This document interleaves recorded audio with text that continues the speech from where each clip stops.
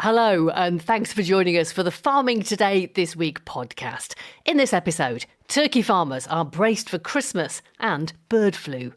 This year, one of our strategies has been to grow extra turkeys to what we need, just to safeguard against any problems on the farms with the avian influenza. Why rural roads are more dangerous than urban ones. The rural road network is large. A road that seems less busy might seem safer when in fact it's the opposite. And off-grid, the community's still without access to mains electricity. These people need a connection. It only needs to be done once. That's it. Then those people can catch up with the rest of the country. But we start today with some very vocal pigs. All this week on Farming Today, we've been discussing rare and native breeds of livestock. And in the world of rare breed pigs, young farmer Sebastian Carr is quite the celebrity. He keeps British saddlebacks, and a couple of years ago, at the tender age of just 13, he was named as the British Pig Association's new Pedigree Breeder of the Year. He got his first saddlebacks when he was 8 years old, and they're kept on a family farm in Dorset. Our reporter Fiona Clampin went to meet Seb and his mum Lissy on a farm near Sturminster Newton, east of Yeovil. This is Chomper. Yeah, we call her Chomper because when she was little she used to bite our boots. She was a menace really. She's in really good shape, so her bum, it doesn't just drop off, it's got a nice curve. You want a strong back, so that is practical in the sense when they're getting served by the boar, when they're carrying their piglets, you always want a good strong back. Her ears are perfect, so you don't want pricked ears, you want not lopped ears, just want sort of stanced ears. They just sort of come down over the eye, and she's got those, they're really nice. How much do you know about the history of the saddleback? The saddleback used to be two different breeds. It used to be the Essex saddleback and the Wessex saddleback. And then due to declining numbers in the 1950s, they amalgamated the breeds, so they bred them together. It gave them a better breed, the British saddleback, which is what we have today. Let's go on and feed these three. So you're 15, Yeah. You're incredibly knowledgeable about these pigs. Thank you. Where does that come from? Well, I just spent a lot of time, 7 years having them, just accumulated lots of knowledge, and especially with the shows. You go to the shows, there's lots of people there, they know a lot about pigs. Lissy, were you breeding the pigs before Seb came along? No. No. No. Do you know what? I used to be scared of pigs, and I've always had horses, and pigs and horses don't mix. But my father-in-law, he's worked with pigs all his life, and my husband had pigs. Seb's dad had pigs when he was younger, and there were pigs in the family. And I think it was possibly inevitable. But when Seb floated the idea when he was 8 about potentially having some pigs, we went off and bought, by chance, 4 pedigree saddlebacks. Woke up Christmas Day 2018, went downstairs, opened up this present. It was a book on how to keep pigs. I thought, I won't get them this year, maybe next year. And then I opened the next present. It wasn't a present as such, it was a card. And it was this little poem about the 4 pigs that are outside. So I get my coat on over my pyjamas and we go out with a torch and we walk down the track and then we shine the light into this pigsty and there's 4 little pigs led in there, all snuggled up in the straw. That's quite an amazing Christmas present. Yeah, it was brilliant. I was actually quite shocked that I got them. And did you know at the time what you were letting yourself in for? No, definitely not. Looking out here now with all these muddy paddocks and 4 litters of pigs running outside, no, definitely not. It's just nice tending to animals. So how do you feel about Seb's passion for the pigs? It's cost us a lot of money. But equally, it's brought us a lot of joy, a lot of fun. It's a hobby, and at the same time, we're preserving what is a rare breed. It's very much a family thing now. So little brother's got his own pigs. We're developing that new breed, the lamb race, into our herd. So I'd like to go into aeronautical engineering really. So during that time I don't think I'll be able to keep any pigs, but I'd definitely like to pick it back up later in life because I do enjoy it really. Seb Carr and his saddlebacks. Now, the Spanish region of Catalonia is still coping with the arrival of African swine fever, which was first diagnosed in wild boar on November the 28th. There have now been 13 cases confirmed in wild boar, and 80,000 pigs are being slaughtered as a precaution. The authorities are now looking into the possibility that the disease may have leaked from a research facility. Guy Hedgecoe is a BBC reporter in Madrid and spoke to Anna Hill. The ground zero, if you like, of this outbreak was a park just outside the city of Barcelona, and that's where these dead wild boar that were infected with the virus were found. And that park has been closed down to the public, and there's a 6-kilometre radius that's been shut down, and it's being controlled with the help of police and members of the military as well, very strictly. Then there's a broader, what they call buffer zone as well, which has a 20-kilometre radius around that area. And that includes quite a lot of farms, because although this is right next to Barcelona, there is quite a lot of farming in this area, including livestock farming. So those farms are sort of undergoing testing to make sure that they don't have the virus. And we're told that around 80,000 pigs are due to be culled from 55 farms in the area. What's the thinking now on how it possibly got there? Well, initially we were told that this outbreak had been caused perhaps by some food, meat that had been left by humans in this park area and then consumed by one of the boars that got infected. However, there's another theory which the authorities are pursuing, which is based on the fact that there are a number of research facilities in the area, one of them very close to where the first animals that were found to be infected were discovered. So the authorities are taking that very seriously. And Salvador Illa, the president of the region of Catalonia, has said that this is a line of investigation that's being pursued very closely. Que no podemos descartar ninguna hipótesis en lo relativo al origen de este brote. We cannot rule out any hypothesis when it comes to this outbreak. We've commissioned an audit of all the research facilities in this 20-kilometre area which are working with the African swine fever virus. There are not many laboratories, only 5. De la peste porcina africana. Son pocos centros, no son más de 5. What's the reaction been locally and the attitude to wild boar? Well, the authorities say that local people have been cooperating in terms of this sort of lockdown of the park, and farmers have been respecting the measures that they've been undergoing as well. But this is an area that does have a lot of wild boar. And there are many places in Spain that have large communities of wild boar, and this is one of them. And there are certain times of the year when the boar, if they can't find enough food where they are up in this park, they will even come down and wander into sort of suburbs of Barcelona, and you'll see them wandering around at night on the streets or even going into rubbish bins, a bit like foxes do in the UK, for example. And the farming community in some areas has been concerned about this for a while. And in the wake of this outbreak, they have been raising their voices again. This is Pere Roque, who is a representative of a farmers' association in Catalonia, talking about this issue. The public sector authorities have to do their work and be brave. They have to finish with this idea of allowing all kinds of wild fauna to roam free, both in this region and across the country.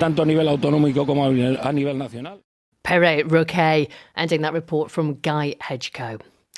Thousands of people are still not connected to the national grid and rely on generators for power, according to the energy regulator. This summer, we reported on households in the Upper Coquette Valley in Northumberland as they were finally connected to the mains. But Ofgem, the regulator, estimates up to 2,000 properties in the UK are still off-grid. They've been asked to pay tens, even hundreds of thousands of pounds if they want a connection. Now a charity in Northumberland, where Ofgem identified a particularly large cluster of off-grid households, says the government should do more to help. Joe Lonsdale from BBC North Eastern Cumbria Investigations reports. Say, the dogs will trip you up, but if I say to these dogs, get out of Mum's way. 85-year-old Anne Hutchinson has lived in a remote farmstead in the Northumberland National Park for nearly 60 years, but has lost hope of having mains electricity. I just have torches in strategic places. I can pick them up in the dark. They're always there in the same place, and you just manage. 25 years ago, she and a group of neighbours were told a connection would cost £180,000. In 2013, Northern Power Grid, which supplies North East England, quoted three of her neighbours £478,000. Their power instead comes from a generator, which is polluting and expensive. You know, with diesel going up in price, it would be silly to put an electric fire on. 3,500 farms were electrified last year by the private companies and the farmers. 150,000 farms await supply. Most farms in the UK got power in the post-war period, but not all. Doris Engelmeyer can't get all companies to deliver to her off-grid cottage, so she collects the diesel herself. I don't know what's going to happen in 20 years' time. I'm not sure if I still want to carry 20-litre cherry cans round and pour them into my diesel tank. That's white diesel going in, isn't it? Yeah. You're entitled to put red diesel in, aren't you? But you just can't get hold of it. It's difficult. I've heard of a petrol station in Alston, but it's not worth driving to Alston. A neighbour, Vanessa Corby, has dreamt of mains electricity for decades. She says people who dream of living off-grid would soon change their mind if they experienced it. I don't think they realise exactly what it means. And I think when it comes to reality and they realise what it costs, how it's not as reliable as you think, I think they would realise their dream was a nightmare. See our monitor there? Yes. It doesn't look to be flashing. Do you know if it's still working? We'll find out when they're... People like Doris, Vanessa and Anne are being supported by Christine Nichols from the charity Community Action Northumberland. She says it's time the government stepped in to help. These generators produce pure carbon. They're never going to be able to have an electric car. These people need a connection. It only needs to be done once. That's it. Then those people can catch up with the rest of the country. Northern Power Grid says public funding is needed to make expensive electrification projects viable. The government says it's working with the regulator Ofgem to lower costs for those who want to connect to the grid. Anne Hutchinson's generator provides both power and water, so when it goes off, she has neither. But she still feels this is where she belongs. It just feels right. It's home. I would be reluctant to move. I think I would dig my heels in. And yeah, where would my dogs go? Most people off-grid don't want to move either, but what they do want is an end to the constant churn of a polluting generator. That report from Joe Lonsdale. Well, that story prompted Howard Rootkin, who lives in the Brecon Beacons, to get in touch. He said that he's off-grid, but he has solar panels and batteries, and in the summer, he doesn't need to run his generator at all. Lawrence Keeley contacted us too and said, why not put solar panels on the roofs of houses? Daniel Wimberley from the village of Bamford near Sheffield emailed us at farming.today@bbc.co.uk to say he's amazed that the simple solution of investing in solar or wind power wasn't being looked at. He says he feels it's crackers to look at expensive connections to these ultra-isolated properties and adds that his local bakery has got solar panels on the roof of their cafe. Well, Mr Wimberley asked if we could revisit the topic with the input of experts. Professor Aoife Foley is Chair in Net Zero Infrastructure at the University of Manchester. A challenge for a lot of these homesteaders is that they are in national parks or areas of outstanding natural beauty, and that actually escalates the cost significantly. And the other challenges, a lot of these people are elderly, a lot of the forms are online. They need you to go. Then if you need to fill in the forms or get support to do it, you need to go to a central location. And that's a transportation challenge then for a lot of these individuals. Because they may well have very poor internet connections, which means that they can't just do the forms and fill them in. The challenge is it's filling in all this documentation and then it's putting the money together to organise it, because you need to have a capital investment. Even if you get a grant, is it financially viable? So it's a lot more complicated than just saying, well, why can't you just stick a few solar panels on the roof? I mean, if people who are off-grid were able to tackle those challenges, could solar panels and battery storage be enough for them to do without a generator altogether? In relation to solar panels, yes. But it's that capital investment. It's the battery. In relation to the lines and electricity and microgrids and getting them access, yes, you could do it and the solar panels will work. How practical would renewables be for some of the people living in these very remote areas? It is practical if they use maybe a micro wind turbine with batteries and some solar. So it's going to be a mixed system to get the level of service that they want. So their expectation is they're going to be connected to the grid and they'll have electricity 24/7. But they must remember, even when you look at the storms, so last week there was a storm in Ireland and there was 20,000 or 30,000 people in rural areas lost power. People have to realise we've climate change. We're not going to have the level of service that we've had historically, And the other thing then is as well, I heard one of the people saying, they can't even charge their EVs. I hate to tell you, you're living in a rural area. It's going to be difficult for you to get the level of charge that you need to charge your EV. It's an engineering challenge in it of itself. So there just needs to be a bit of pragmatism. But yes, they can if they want that 24/7, 365 days, and it's going to be expensive. Professor Aoife Foley from the University of Manchester. Rural roads are significantly more dangerous than urban ones. The latest figures for deaths on rural roads from the Department for Transport shows that 956 people were killed in 2024. That's 72% more than the 555 deaths on urban roads. Well, these figures have been analysed by NFU Mutual Insurance, and it's now calling for more specific training for driving on rural roads, especially for those who break the law. Andrew Chalk is NFU Mutual's rural road safety specialist, and he spoke to Anna Hill. Time and time again, what we see is that rural roads are disproportionately dangerous when compared to urban roads. Fundamentally, it's because rural roads have unique hazards that you don't find on urban roads, you don't find on motorways, but they won't necessarily be immediately obvious. So there's things like, high-speed corners, there might be inappropriate speed limits. There's lots of T-junctions coming on to fast rural A roads, for example, and also conditions can be more difficult on a rural road.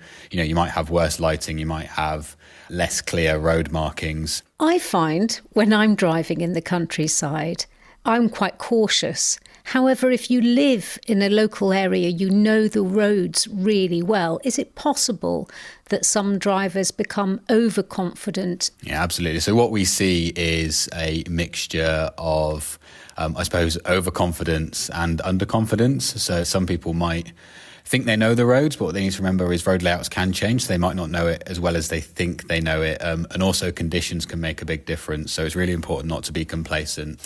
Likewise, people who aren't necessarily as aware of rural roads and the hazards they pose. So they're driving along at the speed limit because that's what the speed limit is, but they don't know what to react to. So it's always really important to remember that the speed limit is a limit. It's not a target. It's been fairly well documented that cars are getting bigger, but the roads have stayed the same size, especially I'm thinking of country lanes and very big four-wheel drives. It's a big problem when it comes to vulnerable road users. So larger cars obviously mean there's less space on the carriageway. If you've got a cyclist, maybe a motorcyclist, a horse rider, a walker, something like that, it's really important that you give them as much room as you'd give a car. And when you have got a large car, that's not necessarily as easy to do. And we are seeing, unfortunately, lots of vulnerable road users being injured because people aren't giving them the space they need. In 2024, 115 pedestrians and 42 cyclists lost their lives to collisions on rural roads. And motorcyclists are even more at risk. So 253 motorcyclists lost their lives on rural roads. In Wales, there's a 20-mile-an-hour limit in villages and residential areas. How does that affect the statistics? It's too early to see whether or not the 20-mile-per-hour limit has had a specific impact in the reduction of deaths. I know the Welsh Government is hopeful that it has done, but they are going to conduct a 5-year review to properly assess the impacts. But what we have seen from the casualty figures from this year is that they've dropped by 10 in rural areas, so down from 77 to 67, and in urban areas they've gone from 22 to 14. So there is a reduction in fatalities, which is obviously great news, but it's too early to say whether or not that's the 20-mile-per-hour speed limit. What do you want to see then to address this problem? So NFU Mutual, we are calling on the government to use the new road safety strategy, which we hope will be published next year, as an opportunity to address the needless and disproportionate loss of life on rural roads. So there's two main things we want. That is a rural road awareness course for those who offend on rural roads, so that could be similar to the National Speed Awareness course. Secondly, I think it's really important that learner drivers have proper training on rural roads. Is it more difficult, do you think, to catch motorists on rural roads if they're breaking the law? That is absolutely a challenge. The rural road network is large. A road that seems less busy might seem safer when in fact it's the opposite. So that's a challenge, but that's why it's really important that all the effort goes into behaviour change, and then from there hopefully we can start to move the dial in a positive direction on rural road fatalities. Andrew Chalk from NFU Mutual. Now, are you still searching for your perfect Christmas turkey? Well, you can breathe a sigh of relief. Despite the impact of avian flu, which has been devastating for some turkey farmers, the industry says there won't be a shortage this year. Poultry farms were hit so badly in 2022, many farmers brought in contingency plans to cope with the possibility of the disease striking them. Mark Gorton, who runs traditional Norfolk poultry, has dozens of free-range farms across East Anglia growing chickens and turkeys. All the birds are processed at the site headquarters in Norfolk. This year, he managed to make some changes to cope with bird flu, which hit 2 of his farms. Anna joined him in the processing plant to hear how Christmas 2025 is shaping up. We're at the end of one of the production lines here, and we're making what we call our added value turkey products. We're making a stuffed turkey crown with bacon lattice and herbs and a special stock butter. We grow hundreds of thousands of turkeys for Christmas. I think this year one of our strategies has been to grow extra turkeys to what we need, just to try and help safeguard against any problems on the farms with the avian influenza. And how did you plan that this year? So when we sit down in the spring and do all our planning, once we've got all of our orders in, and then we add a contingency number to that. And was it a percentage you worked out to sacrifice, as it were? It's a percentage, yes. So when you sort of imagine that we're growing hundreds of thousands of birds, even a small percentage is a lot of extra turkeys. I know you had 2 farms this year which went down with avian flu.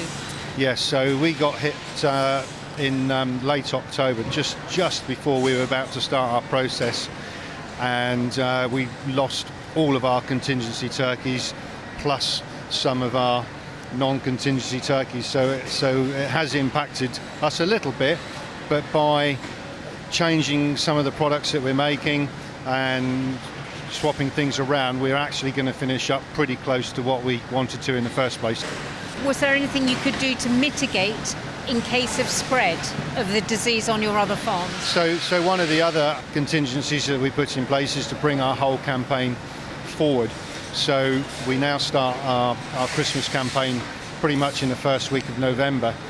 There has been talk about possible shortages of turkeys, but I believe you think that is just not true. No, there's millions and millions of turkeys grown for Christmas. Yes, we've had a bad year this year and lost a huge number of birds, but of course with the total number of birds that have been lost, it's not just turkeys, it's ducks, chickens, laying birds as well. So I'm absolutely confident there'll be plenty of turkeys around for this Christmas. Certainly from our factory, we're pretty much supplying everything that we need to. Why can't farmers here use the vaccines which are available? There's 2 real stumbling blocks. The first one is the surveillance required on the farms in order to detect whether the birds have actually caught the virus or not, and that's hugely expensive the way it's currently set out. And there's also lots of questions around trade and our trading partners around the world that we have to agree with to be able to vaccinate our poultry and still be able to sell our poultry products into their countries.